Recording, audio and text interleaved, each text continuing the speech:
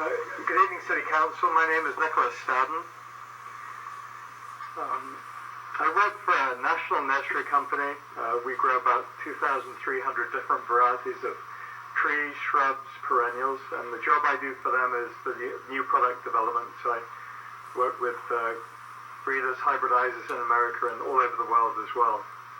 I'm a citizen of Brea for probably about 12 to 13 years. Pretty new, considered to a lot of people around here, but quickly when my bride and I moved into the area, we realized it was very rich in animals, flora, and fauna. Important to point out that all the pictures we show tonight of the animals and of the plants are actually taken in the local area, in the local valleys, etc. So I am here to urge you not to take lightly the destruction of the landscape that has been proposed by Madrona. Even though we like to think of ourselves as innovative and cutting edge in Brea, we actually live in a very ancient landscape, old and rich.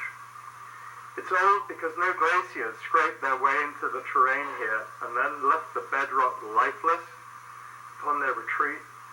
So the plants and animals that live here have had a long time to evolve. The gift of time gave them a chance to differentiate into an astonishing array of species. This Tecate cypress, a tree, is a remnant of a cypress forest that once covered all of the southwest, including Brea, 1 million years ago, a short time. These trees are actually protected near Coral Canyon in the Santa Ana Mountains.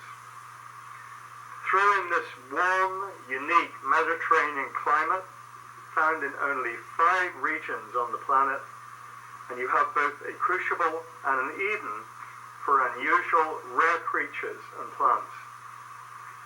The gift of geologic uncertainty, earthquakes, provided the flora and fauna with many opportunities to adapt. This Calliope of Movement created hills, valleys, creeksides, that allowed the plants and animals to move around into new niches, creating lots of endemic species found nowhere else.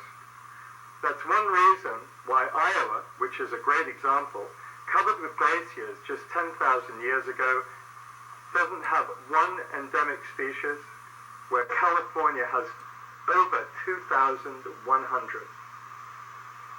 There's no other place in the 48 states that has 11,000-foot high mountains only 50 miles from the ocean.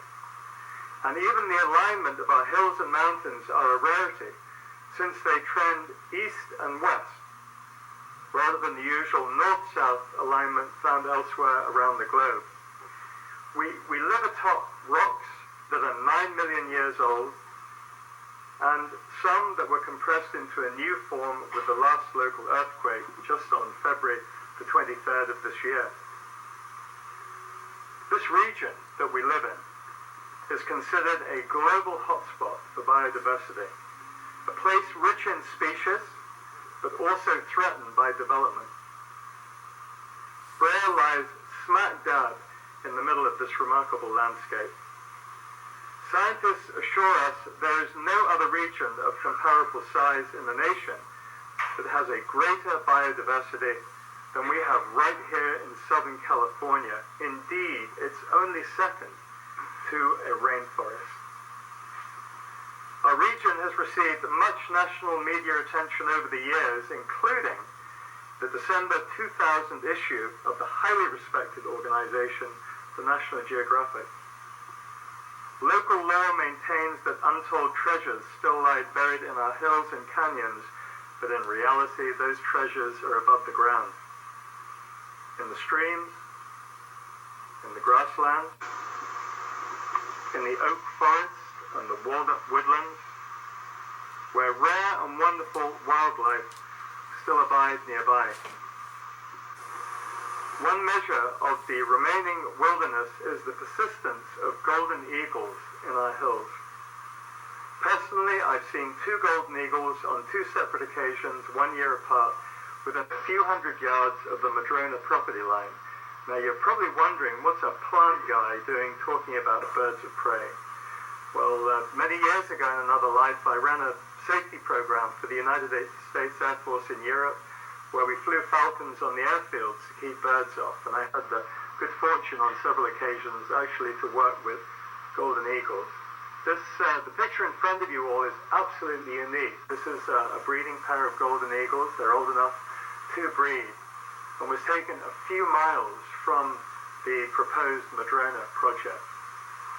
Unique picture. Brea has recognized the value of our region's open space in many ways.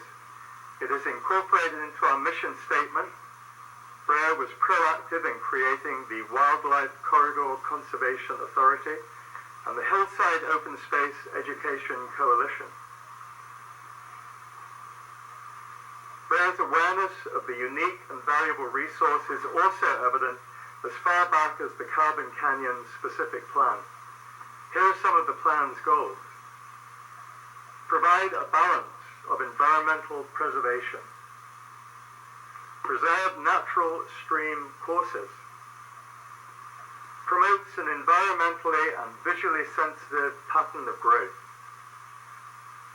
Provide for an environmental balance between development and identified natural resources. Preserve the significant natural resources of the canyon area and protect visually sensitive areas. Development occurs in a manner which minimalizes effects upon resources and provide for site design which is sensitive to topography.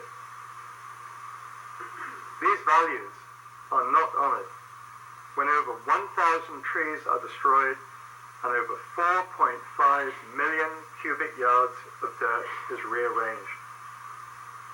Brea's actions have demonstrated that we recognize that we are not an island, we are part of a remarkable region, and the natural ridgelines are also a valuable resource within that region.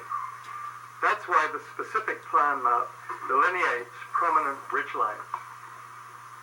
Yet Madrona would turn this prominent land form into just another subdivision by leveling it.